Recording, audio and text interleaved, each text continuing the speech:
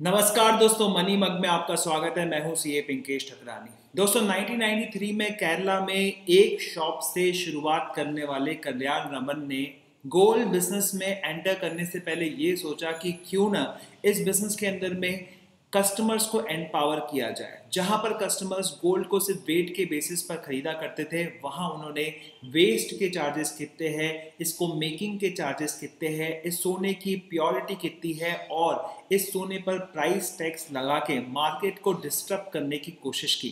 कई सारे ट्रेडर्स ने, कई सारे मेकर्स ने उनके ऊपर में आरोप लगाए कि ये बिजनेस को खराब करने जा रहे हैं। लेकिन दोस्तों इस तरह से ट्रांसपेरेंट रहकर उन्होंने कस्टमर्स के रिस्पेक्ट में एक लॉयल्टी क्रिएट की और जिसकी वजह से उनका बिजनेस फ्लरिश होने लग गया।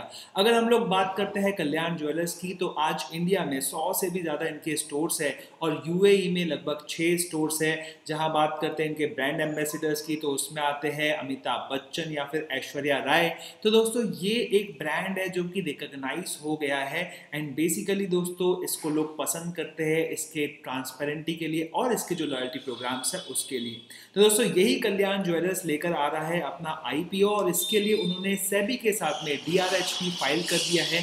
डीआरएचपी यानी कि ड्राफ्ट रेड हेरिंग प्रोस्पेक्टस, जिसके अंदर में वो लोग कंपनी की डिटेल्स, उसके फाइनेंशियल्स को शेयर करते हैं और इसके द्वारा वो लोग सेबी को बताते हैं, अपना इंटेंशन एकदम साफ कर देते हैं कि वो आईपीओ लेकर आना चाहते हैं। वैसे दोस्तों कल्याण ज्वेलर्स इसके पहले आईपीओ लेकर आ रहा था, लेकिन मार्केट सिचुएशन अच्छी नहीं होने की वजह से उन्होंने स्टेप को आगे नहीं बढ़ाया। तो दोस्तों अब ये लोग जो है थोड़ा रेडी दिख रहे हैं इसके आईपीओ के रिस्पेक्ट में। चलिए दोस्तों इसके थोड़े फाइनेंशियल्स जो मुझे पता चले हैं उसके बारे में मैं आपको बता देता हूं। तो इसका टर्नओवर लगभग 10,100 करोड़ रुपए का है और नेट प्रॉफिट है 145 करोड़ रुपीस का लेटेस्ट आंकड़ों के हिसाब से फाइनेंशियल ईयर 2020 के अंदर में। तो दोस्तों यहाँ पे इनका जो नेट प्रॉफिट है जरूर जो है मार्जिन वाइज यहाँ पर आपको कम दिखता है, लेकिन दोस्तों हम लोग देखें गोल्ड ज्वेलरी बिजनेस के अंदर में जो टर्नओवर्स है वो बहुत ज्यादा होते हैं एंड मार्जिन ऑब्वियसली जो है यहाँ पर कम होती है। अगर हम लोग बात करें कि ये किस तरह का कितना बड़ा आईपीओ रहेगा, तो ये 1750 करोड़ रुपए का आईपीओ बताया जा रहा है, जिसके अंदर में 1000 crore would be the fresh issue जो कि यूज होंगे इस पर्टिकुलर कंपनी के वर्किंग कैपिटल और जनरल कॉर्पोरेट पर्पसेस के लिए और 750 करोड़ रुपए का यहाँ पर थोड़ा सा पार्शियल एग्जिस्ट होने वाला है प्रमोटर्स का।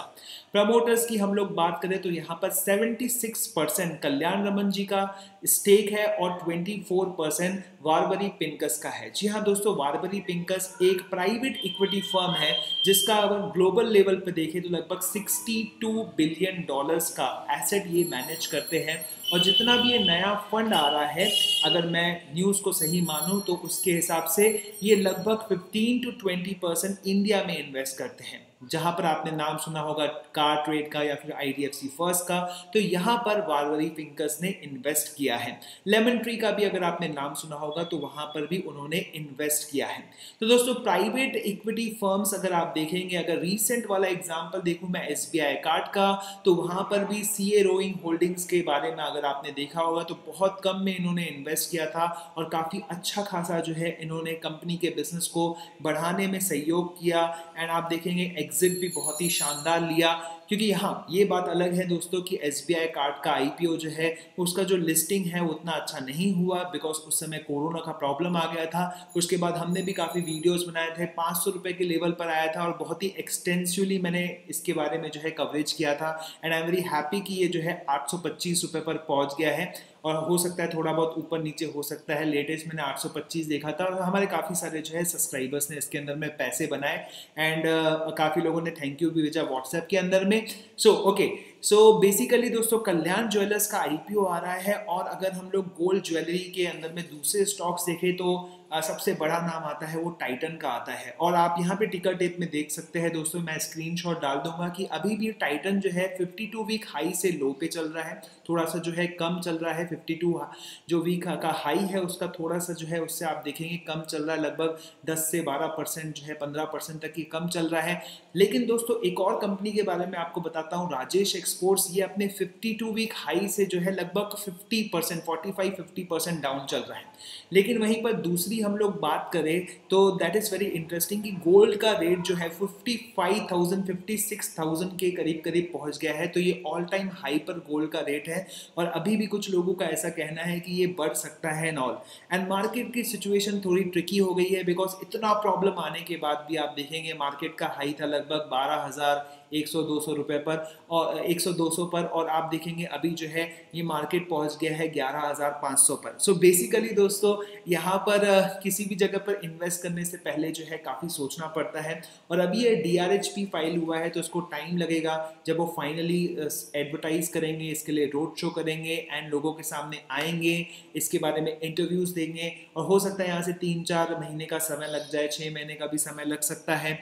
एंड और भी लीगल फॉर्मेलिटीज रहती है और जिसके साथ में इनको मैनेज करना है, जो मर्चेंट बैंकर्स वगैरह रहेंगे एंड वो सभी जो है सिस्टम तैयार करना, एंड इसमें जो है टाइम लग सकता है। वैसे दोस्तों ये बहुत बड़ा IPO तो नहीं है, 1750 करोड़ रुपए का है, लेकिन ये एक्साइट जरूर करता है और हम में से कई लोग जो है सोचेंगे इसके बारे में जब इसकी और डिटेल्स आएगी, इसकी वैल्यूएशन पर्सपेक्टिव वगैरह कैसा होता है, मार्केट का जो है माहौल उस समय कैसा बनता है उसके हिसाब से। लेकिन दोस्तों बाकी जो कंपनियां मैं देखूं जैसे कि राजेश एक्सपोर्ट देखूं तो यहाँ मुझे ये काफ़ी अट्रैक्टिव लगता है।